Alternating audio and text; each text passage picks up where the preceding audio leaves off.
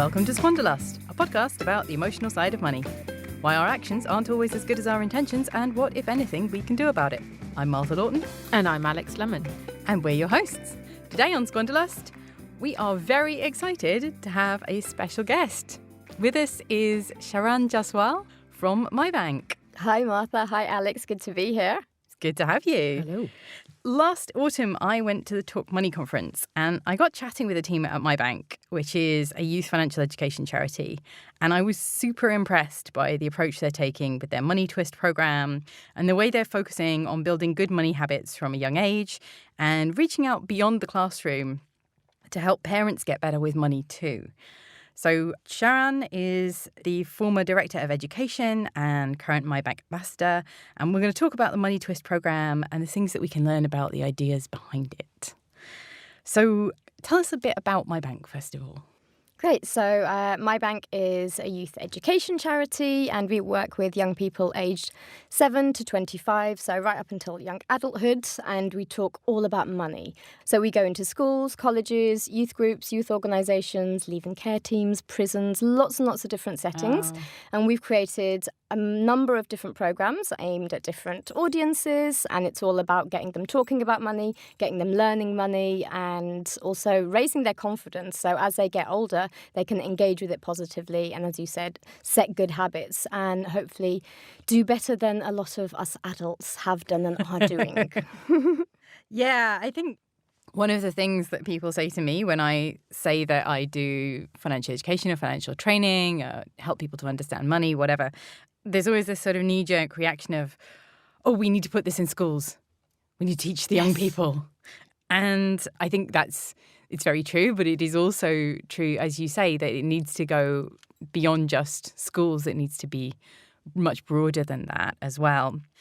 But obviously, I think the majority of your work is in schools. It certainly seems like that's where you started out. Is that right? Or, yes, yeah. We started about 11, 12 years ago. And the first thing we did was actually set up small interest-free banks run by young people for young people in schools. So a lot of our work started in schools. But over the years, we've also developed a suite of programs for vulnerable young adults as well. So the majority of young people we reach are in schools. And yeah, we think that obviously education is key to combating these kind of problems. However, it is hard. So MyBnk were part of a group of organisations that sort of campaigned to get financial education into the curriculum, which we succeeded in.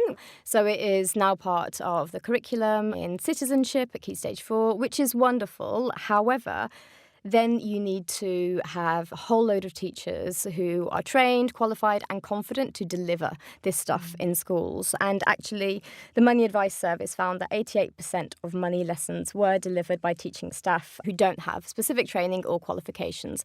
As we know, the teachers in this country do an amazing job in often sort of overstretched, under-resourced schools. So often it might be a drama teacher or a maths teacher who's had sort of financial education sort of dumped onto their plate. They very quickly have to deliver lessons around it. Additionally, the financial education aspect of the curriculum isn't actually tested at GCSE level. So when it's not forming part of the exam questions, it sometimes might not be prioritised as something to really invest a lot of time in. So there is a challenge of low-level teacher sort of training and often confidence. If adults aren't confident talking about money, whether it's teachers or parents, which I'm sure we'll talk about, then how can that best translate to young people when they're receiving these lessons? How do you get beyond the hard skills side of it and get young people actually to get into the right frame of mind to put this stuff in practice in their real lives? Yeah, I mean, that's a great question. I think there's a lot of bits to it. I think hard skills and numeracy skills are just one aspect of being a fully financially capable person, I guess. Another aspect is actually the confidence and the financial knowledge. So you might be able to calculate interest, but actually you're not understanding what high-cost credit is, why you might use it, and how it might be advertised or anything. So you need that financial knowledge. You need the numeracy around it. You need access as well. So actually to be engaged in the financial system and also from a young age as well. So if you haven't been given pocket money, if you're not fully involved in the discussions that your parents might have around setting a household budget or credit cards or whatever, then actually you're sort of cut off from that. And also a big aspect of it that we work with all of those sides of it is sort of habits and behaviours and also attitudes. So, a lot of research has shown that habits and attitudes are set quite young in life. So actually, if you're looking at sort of between the ages of 7 and 11, which they say sort of a lot of your habits for life have been already formed by, it's really scary. Oh God, it's all over. It's been over for 25 years. Then if you haven't been talking to young people about money or, thinking about their habits that they're developing, then that can actually set them back as they step into adulthood. So what's your background that you've come to here? Like how come it's shaped, has your perspective been shaped this way and seeing as it's so important? I joined MyBnk about 11 years ago, right at the beginning, when it was just an idea, along with the founder, Lily Le Penna. And basically, I had been a really sort of straight-A student, went to a really good university, studied economics because my dad told me to, not because I really wanted to. So I graduated and, working in the city was just really not what inspired me at all. So I started teaching, I started working in a couple of startups. But essentially what happened to me is I went to university and got into a lot of debt. When I say a lot of debt, I'm talking about sort of, £25,000, and that's sort of excluding the student loan. So that's purely sort of overdrafts, credit cards. And this was back in the day, and without sounding too old, before the credit crunch, when actually, credit card companies and banks used to go, especially to sort of the good universities, and want to recruit customers that they were hoping would stay with them for life. So, there I was with no job. And I had a credit card just practically handed to me with £750 limit, and I had all of this money dumped into my account from student loan, and it was thousands. It was more money than I'd ever seen before. And also an interest-free overdraft. So I did a lot of spending. I tell this story to my young people quite a lot. I sort of spent on stuff for my new room, like clothes. It was like big city bright lights. I'd come from the Midlands, the first time in London, all of this freedom with this money, London, and, my parents not around to tell me what time to come home. So, not understanding the night bus system, getting lots of taxis. And actually, I was surrounded by a lot of people who had a lot more money than me. So there was an element of sort of keeping up with that. And I had spent a lot of money, and then my rent bill came. And I think I had about £900 left in my account from my student loan after about a month. And I think the student loan was about £1,500. And my rent bill was £1,100. So I was in overdraft before classes had even started. So I started on the back foot in term 1 of year 1. And then the rest of my time at university was just trying to play catch up, opening up multiple accounts, getting credit cards. So I actually got into a lot of debt. And when I left uni, I didn't really know what I wanted to do. And that debt sort of spiraled. And then I was kind of more on my own. My friends went off and got these wonderful sort of graduate jobs. I didn't know what I wanted to do. I couldn't afford to pay my rent. I ended up living in a hostel and supported housing. And actually, I had a really, really crappy year. And your financial well-being is intrinsically linked to your social well-being. So I stopped hanging out with a lot of my friends because I was broke and embarrassed about where I lived. Your physical well-being, you're not eating well, and also your emotional well-being. I was super stressed, getting really low, and it really set me back a couple of years. And I guess when I met Lily, I was sort of coming out of that because I had an idea of that I wanted to work with young people, and I was volunteering and interning a lot, but not earning a lot. I was on benefits. And actually this was sort of, tying some of my passions of like working with young people, but actually with a cause that was really important to me, because I'm like, well, if I was studying economics and I could get it wrong, what about people that weren't so fortunate? So the whole basis of the podcast. Exactly what we're doing here. I studied economics and I'm an ex-chartered accountant. Oh, wow. Obviously, I made this podcast with Martha because still a bit bad at money. Ex-financial advisor. Have been doing financial education with people of every age for a really long time, and I still don't always get it right. So, it's absolutely essential to what we believe here on Squanderlust, that there's knowing and then there's doing. Totally. And you have to marry up the right bits of both of those to actually get to where you want to be. Yeah. And it is, like you say, it is sort of a lifelong process. So you can't sort of sit on your laurels and then think, oh, I made a budget last year and this year I don't need to. It's something you constantly have to do and also keep up with the changing, environment. But what's so important that we believe is that if you have a strong foundation from childhood, from your education, stepping into adulthood, then it just sets you up in better stead, I guess. Yeah. I actually, one of the things that makes me feel a bit better from talking to you just now, I was nodding along with everything you were saying about being a student and having money having debt thrown at you. I don't want to say having money thrown at you because it's not money, it's debt thrown at you. The mistake I didn't make as a student was starting to use the credit card that was given to me with my account. I got into my overdraft. I used my student loan on absolute nonsense. I borrowed way more student loan than I needed, and I did use up a lot of overdraft and extend that overdraft and so on. And if the bank of mum and dad hadn't stepped in, and I'm very privileged, very fortunate to have had my parents be able to support me in that way, I would have ended up in real trouble at that point. But I did at least have a bit of me. Because my parents did teach me some things about money, there was a bit of me that said, don't touch that credit card. That way is bad. But if I hadn't had that foundation, I absolutely would have been in huge amounts of trouble. I would have been in a lot of very well-dressed trouble. That sounds like me. Well-dressed at the best parties, but actually not really reflective of the life I was actually living. Yeah, I mean, you're absolutely right. It's kind of setting up that good foundation, and that comes from your education, but also really importantly from your family and your background. And I think that in this day and age in the UK, we have a wonderfully diverse community that lives across the country, lots of different ethnicities and backgrounds.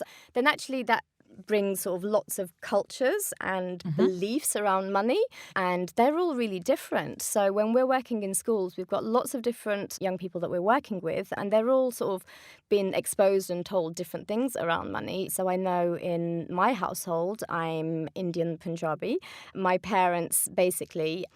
It's a bit of a cliche. Yes, it was all about education. So I wasn't encouraged to get a job because I should focus on my schoolwork. So that meant that I didn't really develop that work ethic or understand that you had to work for your money, which is a really important thing. Also, I wasn't given pocket money. I didn't really have that independence. So I had to ask my parents for everything. I wasn't independent, having an amount of money that I could manage. I could choose to save this much. I could save up for this. I could spend on this. Once you have that exposure, it automatically starts developing your money management skills. And my parents absolutely did not believe in credit, but so much so they didn't even talk about it. So when I was gifted credit in the form of an overdraft to begin with, I had no idea how to manage it. And then when I was in trouble, I was less likely to tell them go to them for advice, or just even tell them that what, bad situation their daughter had gotten herself into. And, there's a lot of young people who might be sort of, their first generation that's gone to university. So I know I was the first. So my dad had no idea how much university was. So his allowance to me was £50 a month. Because that's going to get really far in London, and that's it. And then he said, well, I'm going to give you £50 a month. And I had to beg for that as well, because he was like, well, you're getting a student loan, so that obviously will cover all of the costs that you will have. So there's no experience of that from previous children or, cousins or anything. So the family that you grow up in does have a big impact on that as well. I wonder whether there are also families where it's the other way round, where there's an understanding that going to university and being a student is extremely expensive. And there's a fear of student loans that puts some very bright young people off attending university. Very true. Yeah, as well. we do. Yeah, we do a program called UniDosh, and actually, since the recent sort of student loan debates and rises and it being in the news a lot, the amount of young people that come to us and say, well, actually, I don't want to go to university because it's too expensive. I'm just going to get into debt. The government's going to rip us off. There's all of these views that are sometimes their own, but often have been passed down from their families, that they're just terrified of even attempting to do that, and they're holding themselves back. So we really take time breaking down exactly how the student loan is structured, and we never tell them what to do, and it's about them making an informed decision. But actually, if we don't do that, they've just got one side of the story and they can't make that decision for themselves. And often what they do is take that information back to their families and then they make a better decision for them. So another aspect of us doing this podcast is like we're trying not to label ourselves, but we are sort of labeling ourselves as I'm a bit of an underspender and Martha's a bit of an overspender in some ways. Okay. Which kind of fits in with that. Like, I wouldn't have guessed. The people who go kind of crazy with the university money, and then that group of people who are afraid to go near that thing because they're just afraid to put potentially put that much money into anything that they don't know what the outcome would be, and that kind of. We did an episode in our first season about values and valuing money, and what are your values around money? What do you want to get from your life that is worth spending money on? And that that definitely is reflective of that they would be holding themselves back from doing something that could be very worthwhile for them. If there's the right information on the table about that, because of the fear of spending that money and what that big number looks like. Yeah, definitely. And it's really important to be able to offer sort of impartial and independent information, contextualizing it in the world they're living in, but also relevant to where they are in their lives right now. Yeah. So a lot of information, if they go on the internet, it might just be like quite over their head. It's not aimed at young people, but actually when it's delivered from someone who's talking about their own experiences of money, talking about their mistakes as well as what went right. And I think that's one of the unique things that MyBnk do, is that actually we bring ourselves to the table when we're working with young people. And that's something new.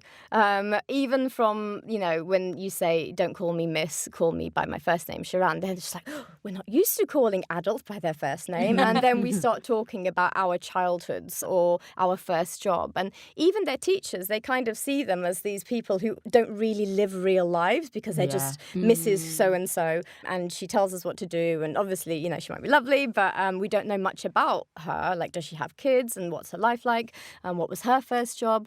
So once you bring that into a classroom, they see you as someone that's human, and they can just they will be more likely to sort of take your advice because they can see that journey. And it's really nice because it encourages teachers to do the same as well. So often we will say, so miss, what was your first job? Or, what do you think about the minimum wage? And it just encourages conversations that might not automatically happen in schools. And that breaks down barriers. And talking about money is sort of the first thing that you need to do to sort of develop. Because even, thinking about adults and people that would be listening to this, there is that thing of finding someone to talk to about your money is really hard because it can be quite shaming. You can feel quite guilty, you're a bit embarrassed. Do I want to divulge all the stuff? But also the other side of that being, what if I tell this all to someone who just doesn't get it? And do you need to feel like there is the person that you're talking to about this stuff kind of gets it in some ways, and your level in some way has some experience of what you're going through?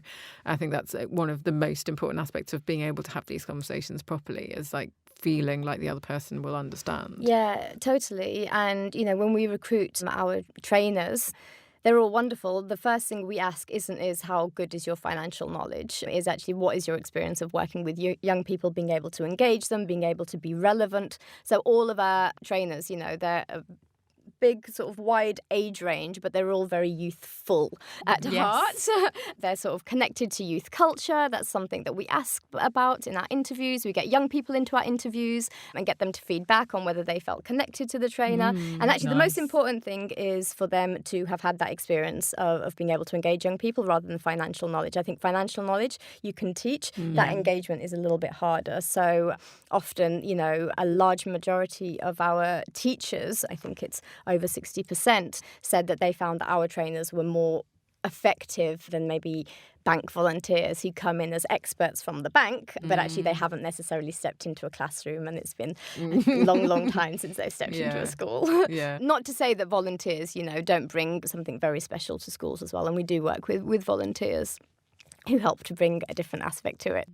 Which would bring us to what sort of impacts you see from the things that you do, what effects? Yeah, do you see in so the young people? we've recently done a lot of independent evaluation stuff with the Money Advice Service, who've independently assessed a lot of our programs from primary schools right up until our work with young adults as well. So they assessed 4 or 5 of our programs. And I know that you guys sort of were particularly interested in the primary school work. And it's found that actually it does make a real impact on their lives and on their financial capabilities. So with primary schools, one of the things that we look at, because habits are formed quite young, is their ability to defer gratification. So obviously we live in sort of a I want it now culture. That's not just young people. So that was one of the key things that we were looking at. And almost 70% of young people who wouldn't delay gratification before our programs now would afterwards. And we did it through a really fun little experiment where they could be given it was like an emoji stationery set. Okay. So we're luring it in front of them. Say, okay, you can have the pencil now, or you can have the whole set, which has got the notebook and the rubber and everything. Or you can wait, or you can have more things a bit later down the line. And a lot of children just wanted it now. And then, if their friend said, yes, I want it now, then maybe they didn't initially put their hand up, but then they were like, oh, yes, now I want it now. And then sort of after the program, we repeated the experiment and they made very different choices. So that was a really powerful sort of result that we got out of the program. Other sort of impact results, 87% of teachers said that pupils understood the impacts of that financial decisions have consequences, which is really important. If we're thinking about 7 to 10-year-olds, understanding that a decision you make now might have consequences for the future. And 90% of teachers said that pupils understood that there are costs of living and money doesn't just come out of nowhere, and actually just to live in their homes, to use electricity, all of that, there are costs of living. And another stat that I love is that 70% of our students actually set personal saving goals that they started sort of working towards as a result of our program. So we do short, sharp interventions, and we're not saying that we can change the world in that time. We're very aware that we can't, but actually they do have sort of a strong impact and immediate results. And we're always, throughout our programs, whether it's to a 7-year-old or a 17-year-old, we're always trying to encourage them to set actions that they can implement immediately. So when I leave today, this is what I can do, this is what I will do, this is what I'm going to aim towards. So it's not sort of airy-fairy knowledge, like when you turn 18, you can get a credit card. We talk about credit cards, but we don't sort of leave it hanging as something in the future. We're talking about money is in your life now. Whether you get pocket money or not, there are certain things that you can do that can improve your financial capability. Probably don't use that term, financial capability, because that wouldn't be making us relevant. But there are things that you can do now to be more in control. And Cool. Part of the reason I wanted to talk to you about the primary age children is because that's one of your programs that goes beyond the classroom and out into the wider family. And you have included with Money Twist, which is your 7 and 8-year-old stuff. So you're doing the family pack now. So you've got an activity pack for parents to do with the children. Tell us a bit about that. Oh, it's so fun. I love it. So, Money Twist is a program that we do from Key Stage 2, which is junior school, right up until GCSE level. So our primary version, which works with 7 to 11-year-olds in primary school, comes with a family pack, as you said, that goes home to the parents. So the parents get a little booklet and a letter explaining it, and it's basically full of lots of activities that are linked to the things that we've been talking about in the classroom. So there's sort of short activities, maybe like 5 minutes, anything from 5 minutes up until sort of half an hour. And it's about them implementing their learning in a real world, real family context. So it might be getting your parents to find a cheaper alternative at a supermarket, or actually handing them the money and then counting them as change, and sort of getting your parents to sort of take cash to the supermarket rather than just tapping. Often, young people don't really understand where money comes from because it's just tapping or it just comes out of a wall, And we created a really fun MyBnk manga series. So we've got 6 comic books that form part of the family pack as well, and it's telling the story of an astronaut who's returned from space and the community community want to throw her a big party, but they've obviously got a budget for it and sort of planned this big party. So it's in 6 parts, and that's one of the things that they actually really enjoy the most with the family pack. So it's lots of activities. Some of them are involving their parents, so we get the parents to write a letter to their younger self about what they would advise them, and we get the children to write a letter to their older self about what they hope that they've achieved and the habits that they'll be learning. And, then there's like some fun stuff just to catch their attention, like where's wallet? So it's kind of like you've got to find the wallet in it. So it's a mix of sort of really deep sort of thinking activities to practical ones to fun ones, all based around money. And it's in a colourful folder. We're actually been testing putting it online. So we've created a version for the phone, and this year we'll be developing that and testing that to see what impact that has compared to a physical version. Because at the moment it's very colourful. It's in a fun little A5 folder.